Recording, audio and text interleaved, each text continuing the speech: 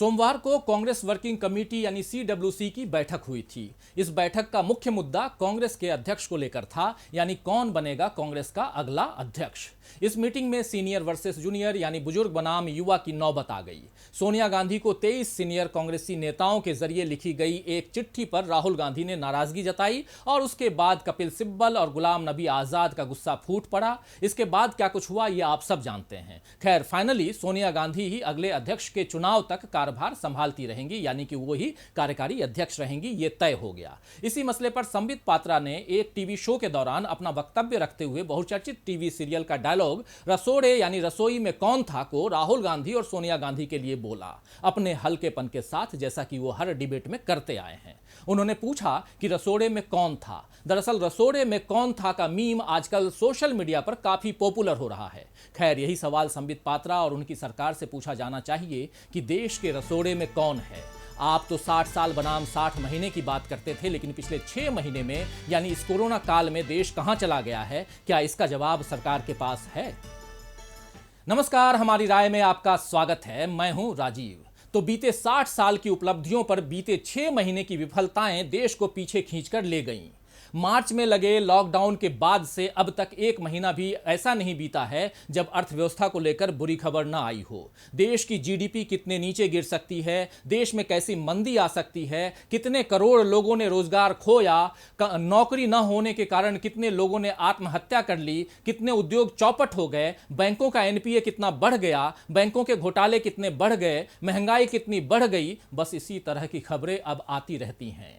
इसके बावजूद मोदी सरकार इस बात को स्वीकार करने की हिम्मत नहीं दिखा पाई कि उसके गलत फैसलों के कारण देश का ऐसा हाल हुआ। 20 लाख करोड़ के राहत पैकेज का टीवी धारावाहिक दिखा करके वित्त मंत्री निर्मला सीतारमण भी खामोश बैठ गई हैं और इधर हमारे प्रधानमंत्री मोदी जी तो अपने मोर को दाना खिलाने में ही मगन हैं। चलिए, ये अच्छा है कि आप जीव जंतुओं के प्रति प्रेम रखते हैं, उसे दाना पानी देते हैं, लेकिन गरीबों को भी हाड़ मांस का इंसान मानना चाहिए या नहीं? इस सरकार को उन करोड़ों गरीबों का दर्द कभी नजर आएगा कि नहीं, जो लॉकडाउन के फैसले के बाद एकदम से बेरोजगार और बेघर हो गए थे। 1947 में देश के बंटवारे के समय जो हालात थे, बिल्कुल वैसे ही हालात इस साल अप्रैल और मई के महीने में भारत की सड़कों पर नजर आ रहे थे। लेकिन तब भी केंद्र सरकार यही साबित करने की कोशिश कर रही थी कि बस 21 दिन में ही हम कोरोना का महाभारत जीत लेंगे। अब 6 महीने हो चुके हैं सरकार, और भारत मोदी सरकार की अगुवाई में इतनी बुरी तरह हार चुका है कि दोबारा संभलने में न जाने कितना वक्त लगे।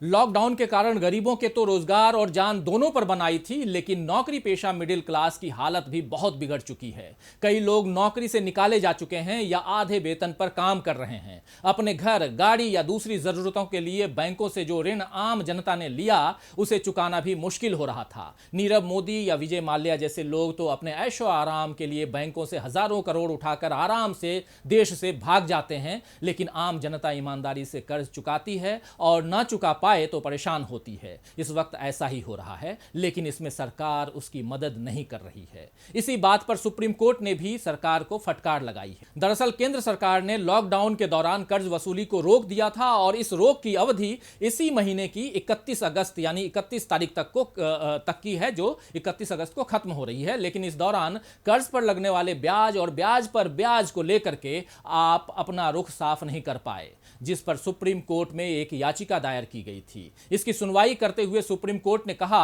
कि केंद्र सरकार के पास आपदा प्रबंधन अधिनियम के तहत पर्याप्त शक्तियां उसके साथ उपलब्ध थीं, फिर भी सरकार ने इस मामले में अपना रुख साफ नहीं किया। सर्वोच्च अदालत ने केंद्र सरकार से कहा, यह समय व्यवसाय करने का नहीं है, बल्कि इस वक्त तो लोगों की दुर्दशा पर विचार करना होगा। यानी साफ शब्दों में अदालत ने लॉकडाउन के कारण आम जनता को हुई दिक्कत के लिए केंद्र को जिम्मेदार ठहराया है।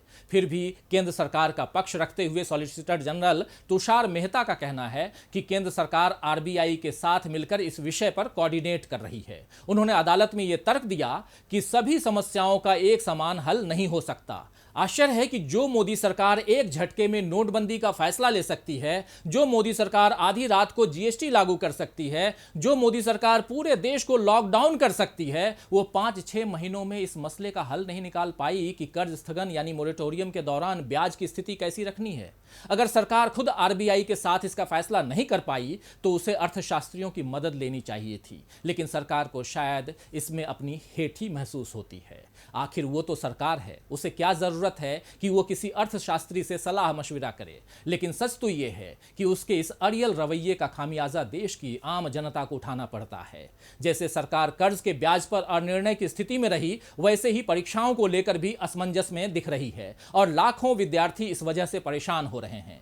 दरअसल जेईई और नीट की परीक्षा को लेकर सुप्रीम कोर्ट ने तो साफ कह दिया है कि ये परीक्षाएं तय समय पर होंगी, लेकिन इस बारे में केंद्र को पहले विचार करना चाहिए था कि आखिर जिंदगी दांव पर लगाकर बच्चों को परीक्षा केंद्रों तक भेजने का क्या अर्थ है।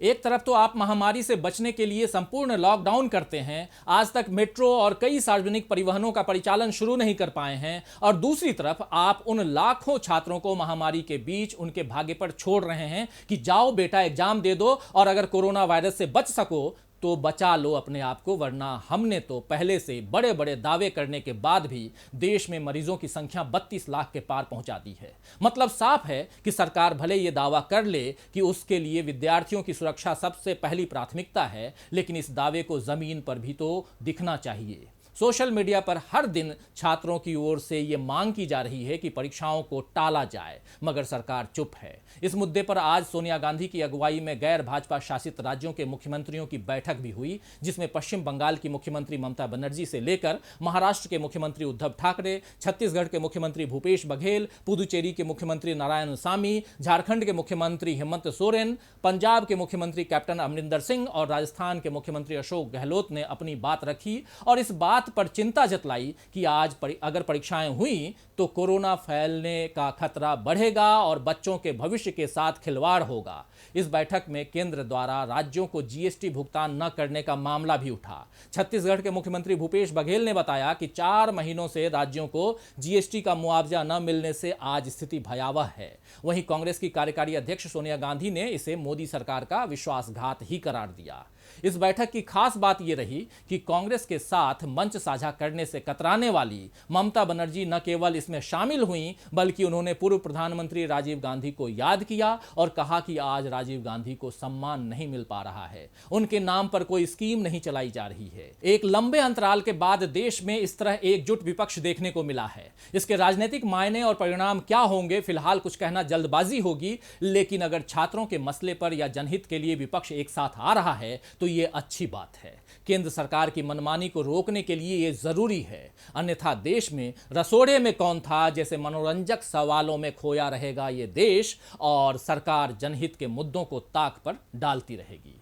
तो आज हमारी राय में बस इतना ही। देखते रहिए डीबी लाइव। नमस्कार।